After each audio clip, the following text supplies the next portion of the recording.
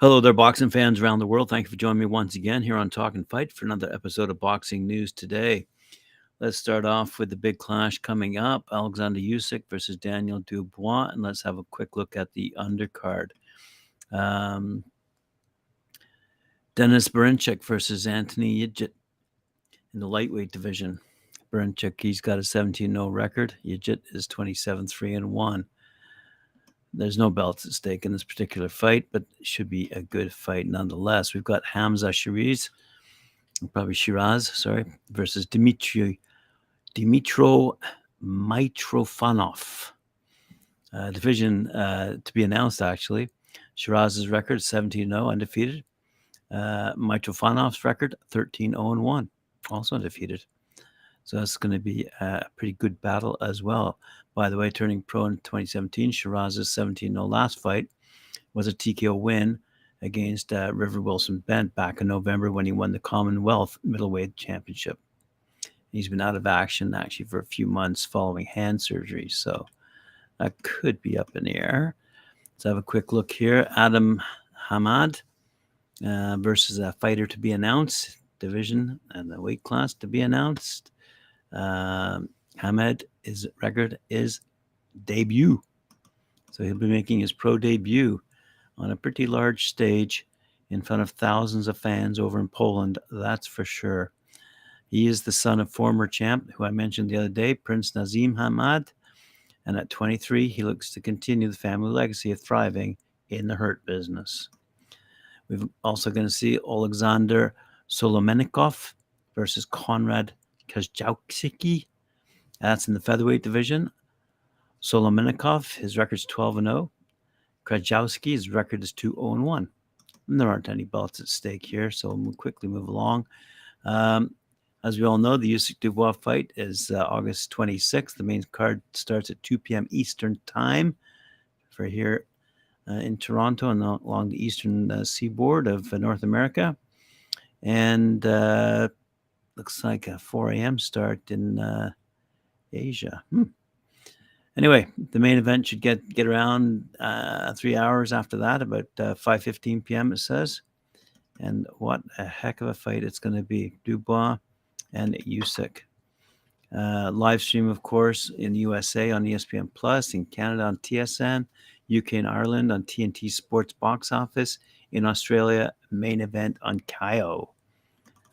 So all the news fit to print on that side of on the other side of the pond. Brian Weber out of BoxingNews24.com says in a loaded Top Rank event also this Saturday, the very same evening, unbeaten heavyweight contender Jared Anderson faces veteran Andrei Rudenko in a 10-round main event on August 26th, Saturday night at the Hard Rock Hotel and Casino. That's in Tulsa, Oklahoma. It's going to be another tough learning fight for the 23-year-old Jared Anderson, 15-0, 14 knockouts, who did struggle in his last fight against former IBF heavyweight champ Charles Martin, who, by the way, came in at the last minute when another chap who's fighting on this very same card had to back out, I think. What was it? Was it visa problems, I think? Anyway, let's have a quick look here at someone else who's going to be on that fight. Because you can argue that Top Rank's recent signee, 2016 Olympic super heavyweight Bakhodir Jalolov, 12-0, 12 knockouts, has more of a chance of capturing a world title and holding on to it than Jared Anderson, says this writer. The only thing holding the 29-year-old Jalolov back is his age. Compared to the 23-year-old Anderson, Jalolov doesn't have much time to make things happen in his career, and he needs to be moved quickly by Top Rank. With heavyweight Tyson Fury sitting on his WBC belt, defending it against weak opposition like Dillian White and Derek Chisora, it could take years for Jalolov to get a crack at that belt. The 6'7" Jalolov will be fighting Ana Riodi Nwaryeme, 20-2, by the way, 19 knockouts in an 8-round fight on this card, and this should be the co-feature bout. Jalolov is a far, far better fighter than F.A. Ajagba, who is also fighting on the card. In a chief support bout, Ajagba, 17-1, 13 knockouts, will take on unbeaten heavyweight contender. Here's the guy, Jan Kossobutsky. He's the fella, 19-0, who's going to fight. As I said, Jared Anderson, but couldn't get into the States, I believe. That's going to be a 10-round contest. The Anderson-Rudenko card starts at 10:30 p.m. Eastern Time. It's going to be on ESPN, ESPN Deportes, and ESPN Plus. Rounding out this card, let me just go through the entire card for you.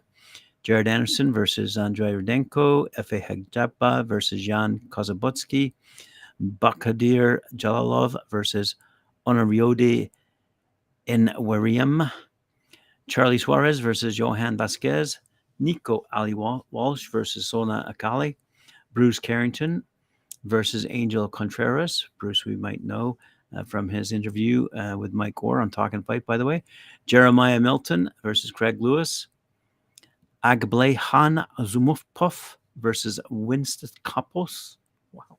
Abdullah Mason, another Talkin Fight fan favorite, versus Cesar Villarraga. So this is putting a full slate of top-rank prospects on the table, and it's going to be a great card to watch.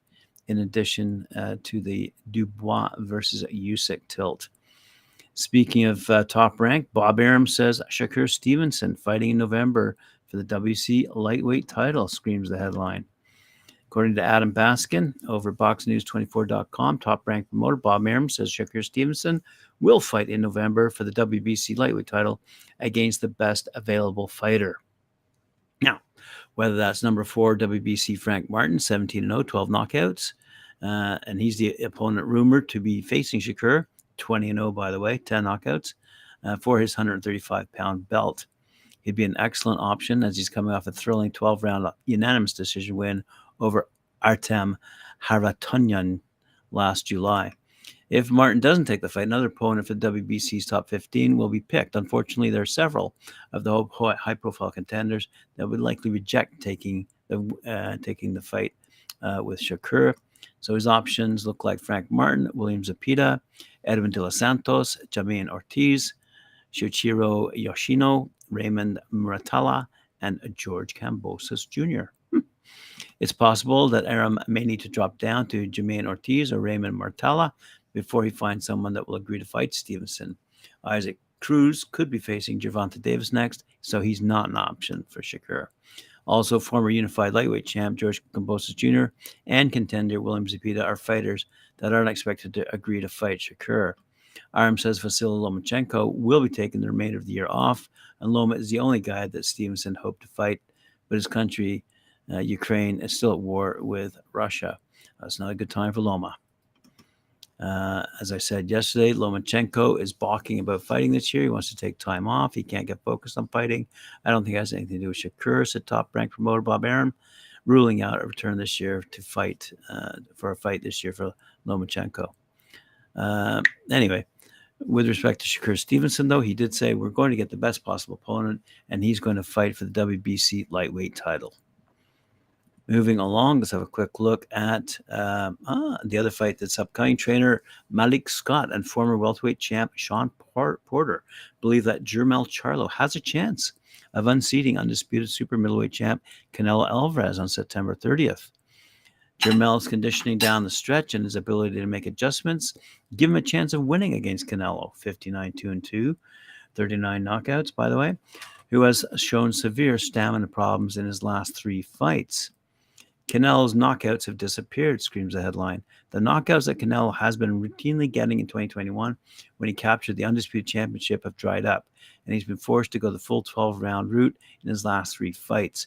Moreover, Canelo hasn't looked anything like the fighter he was back in 2021, and you got to wonder why. One reason Canelo hasn't looked good in his last 3 fights is he's not facing the same level of opposition that he'd been fighting in 2021. Back in 2021, Canelo fought these guys: Avni Yildirim, Billy Joe Saunders, and Caleb Plant. You can argue that if Canelo were facing those guys this year, his knockouts would have returned and he'd look as good as he'd been in 2021. Malik Scott said, "You'd have to lean towards Canelo, but the comparison reminds me of Terry Norris. If he had a better chin, he was fighting Julio Cesar Chavez." He got it. And that's what Malik said Malik to Shawn on Shawn Potter's YouTube channel, by the way. Stylistically, that's what Canelo versus Charlo reminds me of. So advantage-wise, you have to go with Canelo, but I wouldn't be surprised if Charlo gave him trouble, even late on. I don't think he tires out. I think as the fight goes on, Jermell, gets stronger. And he still thinks very clearly in those rough and tough fights past the 7th, 8th, and 9th rounds. He's got some incredible knockouts after the 7th, 8th, and 9th rounds. Castano, he stopped him late, and he stopped Tony Harrison late. That goes to show he's very open-minded, even late in those fights. Shawn Porter replied, that fight with Brian Castano was good for him ahead of a Canelo fight. In the first fight, you can go back and watch. The first fight against Brian Castano, Jermell Charlo made 0 adjustments. He went back to the corner a couple times, and you could hear what Derek James was saying. He was giving you the game plan, and you're just not running the plays. He squeaks by with a draw, and then he gives him the opportunity to go back to the gym and work 8, 10, however many weeks. You've already tasted the speed, power, movement. I think that fight worked for him ahead of Canelo fight, but still, I'm wondering if you're far away from that fight for now. For that fight to be beneficial to you. Malik said, I just believe if Jermell, doesn't make those in-the-ring adjustments on the night, I think it's going to cost him big, especially against Canelo.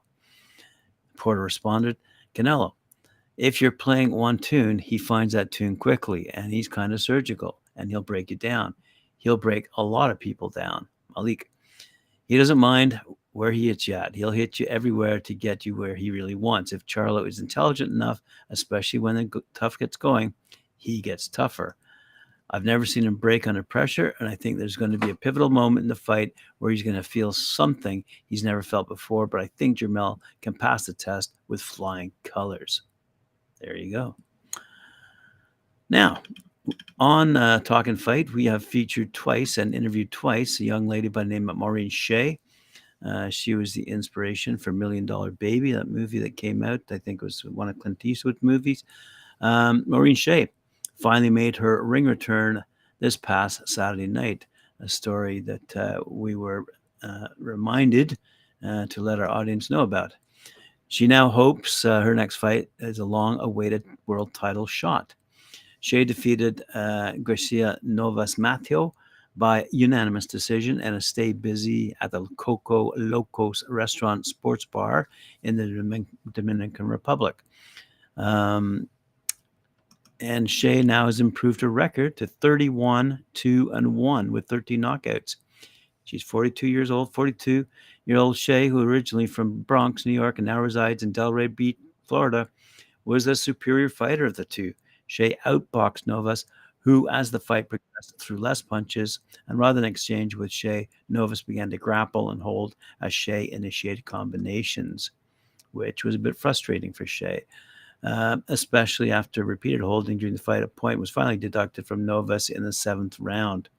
During the final 2 rounds, Shea was aggressive, attempting to score a knockdown, but Novas had utilized her savviness to avoid getting hit flush or grabbed onto Shea in an attempt to survive.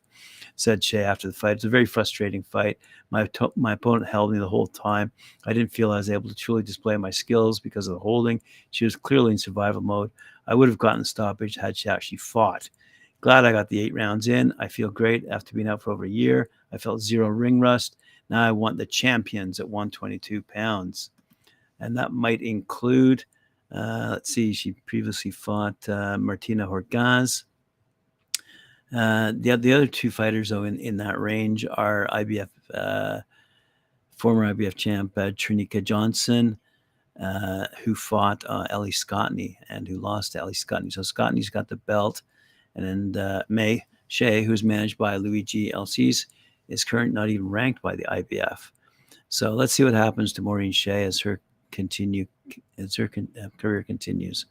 All right, so a quick look at someone who I mentioned earlier and someone who I want to give you a little bit more information on. On the undercard, as I said, of the Usyk Dubois fight, we've got a young man, Jalolov. So let's have a quick look at him. The other heavyweight who matches the description, who has won in the Olympics and is now undefeated as a professional, other than Usyk, is, of course, this fella Jalolov. He's from Uzbekistan.